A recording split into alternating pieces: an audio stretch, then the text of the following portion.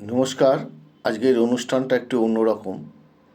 আজকের অনুষ্ঠানের বিশেষ সতর্কীকরণ হচ্ছে, বিজেপি করেন যারা পার্টির সাথে ওতপ্রোতভাবে জড়িত রয়েছেন এবং বিজেপির সদস্য, বিজেপির উচ্চ পদে যারা রয়েছেন তাদেরকে বিশেষ সতর্কতা অবলম্বন করতে হবে যে আপনারা আপনাদের পার্টিতে তৃণমূলের কোনো সদস্য বা পঞ্চায়েত প্রধান বা কমিশনার, তৃণমূলের কোনো ব্যক্তিকে তাদের ভোট ভেঙে তাদেরকে না নিলেই বোধহয় দলটা ভালোভাবে চলবে। এটা আমার বিশেষ করে বক্তব্য।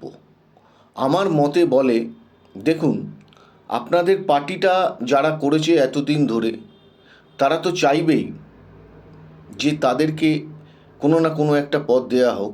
আপনারা যদি কোনো পঞ্চায়েত ভেঙে, পৌর বোর্ড ভেঙে, সেই তৃণমূলের পার্টির সঙ্গে যারা জড়িত, যারা ছিল পদে, তৃণমূলের পদে, তাদেরকে আপনারা যদি আবার আপনাদের দলে ঢুকিয়ে সেই পদগুলো দেন, তাহলে কিন্তু বিজেপির পার্টিটার ভাবমূর্তি নষ্ট হবে।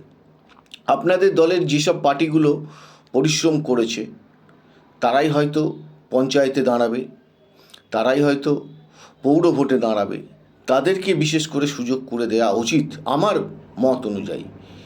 আপনি যদি বা আপনারা যদি ওই তৃণমূলের কোনো লোককে, যারা উচ্চ পদে ছিল, তাদেরকে আপনাদের বিজেপি পার্টিতে ঢুকিয়ে যদি পদ দেন, তাহলে দলের মধ্যে কিন্তু দলের ভাবমূর্তি নষ্ট হবে। দলের মধ্যে যারা রয়েছে তাদের একটা বিশেষ করে ক্ষোভ প্রকাশ হবে। এই দিকে বিশেষ করে নজর দেবেন। দেখুন, মানুষ আপনাদের ভোট দিয়ে এই জায়গায় এনেছেন।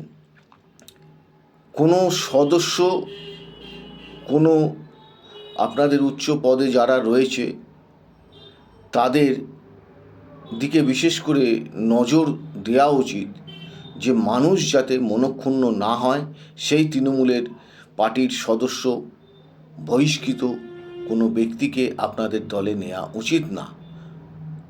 এইটা বিশেষ করে মনে রাখতে হবে। আর দলকে ভালোভাবে পরিচালনা করতে গেলে বিজেপির মধ্যেই সংঘবদ্ধ হতে হবে, তাদের মধ্যেই মানুষজনকে সুযোগ দিতে হবে। অন্য পার্টি থেকে আসা কোনো ব্যক্তিকে সুযোগ যেন দেয়া